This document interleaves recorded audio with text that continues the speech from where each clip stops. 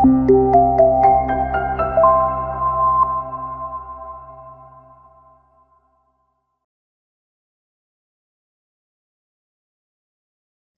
datang di course Analisis Investasi dan Manajemen Portofolio sesi 1, modul 2 dengan topik Resiko dan Return bersama saya Fitria, dosen Finance Program School of Accounting, Universitas Bina Nusantara.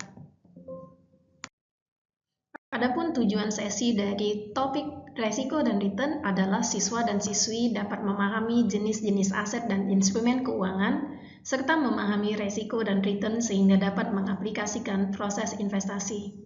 Sedangkan tujuan modul adalah siswa dan siswi memahami resiko dan return serta memahami bagaimana mengukur resiko dan return. Adapun capaian pembelajaran yaitu 1. Memahami return dan ukurannya, 2. Memahami resiko dan ukurannya, 3. Memahami risk premium dan downside risk.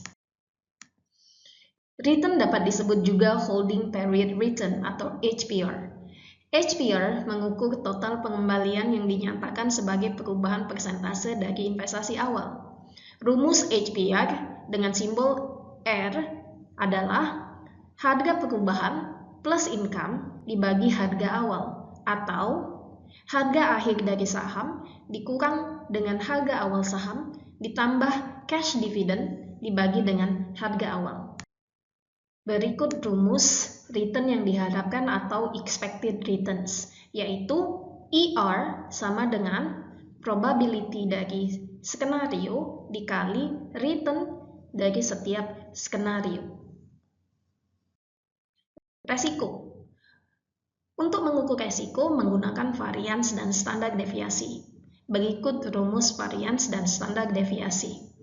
Probabilitas dari setiap skenario dikali dengan return di setiap skenario dan dikurang dengan expected return dari skenario pangkat 2. Kemudian, untuk mencari standar deviasi, yaitu akar dari variance. Selanjutnya, kita bahas mengenai resiko premium, yang terdiri dari risk-free rate, yaitu suku bunga yang dapat diperoleh dengan pasti. Umumnya suku bunga pada T-bills atau Treasury bills. Yang kedua, resiko premium atau risk premium adalah perbedaan antara HPR yang diharapkan dan risk-free rate. Risk premium membagikan kompensasi atas resiko investasi. Yang selanjutnya adalah excess return. Excess return adalah perbedaan antara tingkat pengembalian aktual dan tingkat bebas resiko. Yang terakhir adalah risk aversion atau penghindaran resiko, menentukan tingkat dari resiko yang investor terima ketika menginvestasikan dana pada saham. Resiko downside atau downside risk adalah ukuran potensi kerugian yang mungkin terjadi pada suatu investasi jika hasilnya lebih buruk dari yang diharapkan. Downside risk fokus pada kemungkinan kerugian, bukan fluktuasi harga secara keseluruhan seperti volatilitas biasa. Dalam kata lain, downside risk cuma memperhitungkan kerugian, bukan keuntungan. Alat yang digunakan untuk mengukur downside risk salah satunya adalah Value at Risk atau VAR. VAR mengukur seberapa banyak kerugian maksimal yang mungkin terjadi dalam persentase tertentu, misalnya 5%, selama periode waktu tertentu. Baiklah, berikut adalah pertanyaan untuk topik resiko dan return. 1. VAR atau Value at Risk mengukur berapa banyak kerugian maksimal yang mungkin terjadi dalam persentase tertentu selama periode waktu tertentu. A. Benar. B. Salah.